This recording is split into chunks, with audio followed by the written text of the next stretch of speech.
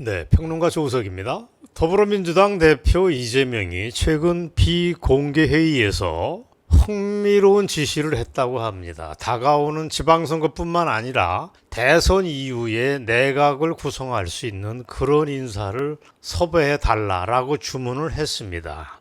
한국일보가 며칠 전에 그런 내용을 담은 기사를 단독 보도했습니다. 이른바 이게 그림자 내각, 섀도우 캐비넷을 만들어라 라고 하는 당대표로서의 지시인데, 이게 굉장히 저게 볼 때는 의미심장하다고 봅니다. 2027년 대선이 아직 한참 남은 시점에서 왜 이렇게 그림자 내각, 이른바 예비 내각으로 불리는 섀도우 캐비넷을 준비하라고 했을까 의문입니다. 본격적인 대선 준비라고 하기에는 조금 빠른 듯한 느낌을 피할 수가 없습니다. 그래서 우리는 어리둥절합니다. 저건 여러 가지로 풀이될 수 있지만 저는 이재명이가 지금 폭주를 하고 있다. 그야말로 눈에 안 보이는 깜짝쇼, 거대한 음모를 준비하고 있다고 봅니다. 즉 정부 여당이 지금 죽을 쓰고 있을 때 2년 후를 내다보면서 집권 청사진을 그리고 있는 것이라고 일단 보는 게 맞습니다. 하지만 이거는 절반의 진실에 불과합니다. 제가 볼 때 이재명은 지금 몸부림을 치고 있습니다. 몸부림, 그렇습니다. 11월 초로 예정된 자신에 대한 2개의 선고 공판, 이재명의 의원직을 박탈할 수도 있고 피선거권을 빼앗을 수도 있는 그 놀라운 선거 공판을 앞두고 사법부, 재판부를 겁박하기 위한 놀라운 승부수, 아주 대단한 배수진을 쳤다고 저는 판단을 합니다. 이런 얘기입니다. 자, 이재명 내가 제1야당 당대표다. 그리고 거기에 플러스 알파로 3년 뒤에 대선 준비에 깊숙하게 들어갔다는 것을 한국 사회에 보여주고 싶은 것입니다. 나는 그래서 더 이상 누가 마음대로 할 수 없는 거물 중에 거물이고 정말 중요한 사람인데, 사법부의 판사들, 너네들이 나를 멋대로 재판해서 죽일 수는 없다고 하는 공개적인 협박을 이렇게 우회로 했다라고 저는 봅니다. 여러분 이해하셨습니까? 자, 이게 끝이 아닙니다. 뭐가 또 있냐?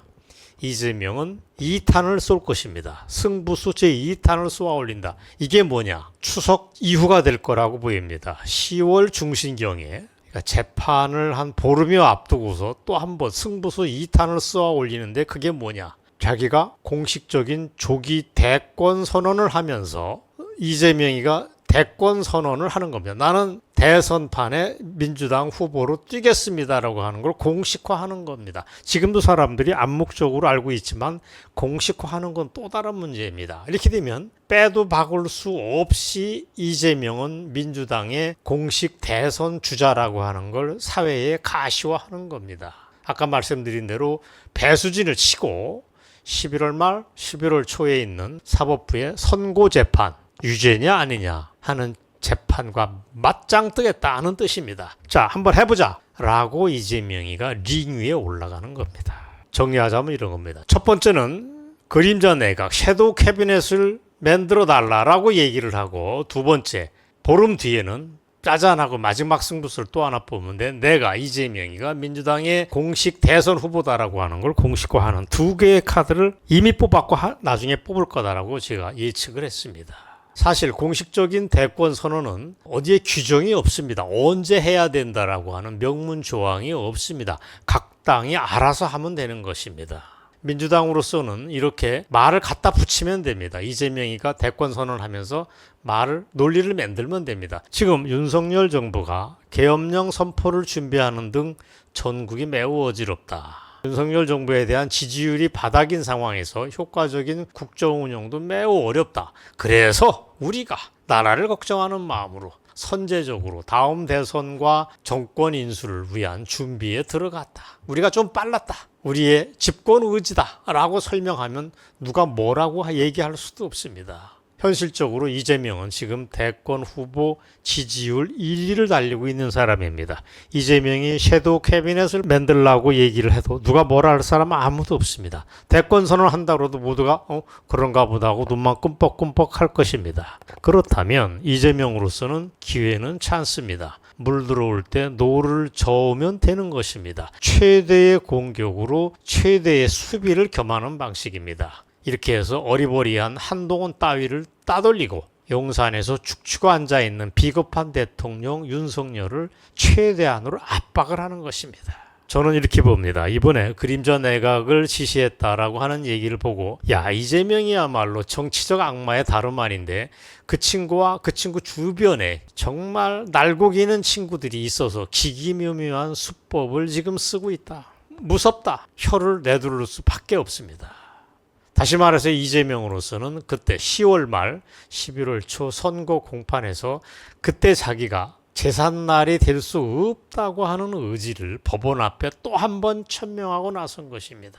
얼마 전에 이재명 돌격대 노릇을 하는 김병주 사성장군 출신인, 제가 볼 땐 무슨 사성장군입니까? 쫄병도 이렇진 않은데 그 김병주 같은 친구가 이재명 유죄 판결을 내릴 경우 국민적 저항에 직면한다라고 떠들어댔는데 지금은 김병주가 나설 때가 아닙니다.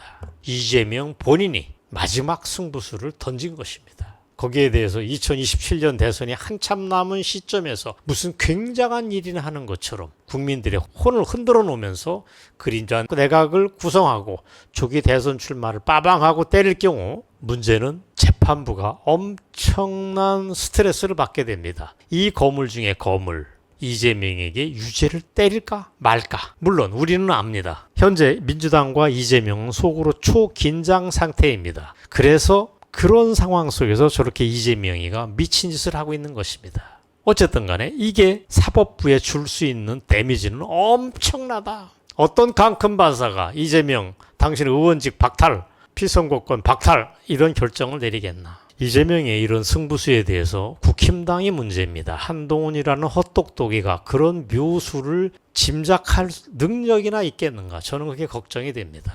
그래서 앞으로 11월 달까지 대한민국 정치는 그야말로 혼돈의 와중으로 빨아 들어가게 됩니다. 그럼에도 불구하고 우리의 소원은 분명합니다. 이재명의 정계 퇴출, 국가 정상화 두 개를 모아집니다. 그거를 위한 최대의 방법으로 이번에 선거 공판을 활용해야 됩니다.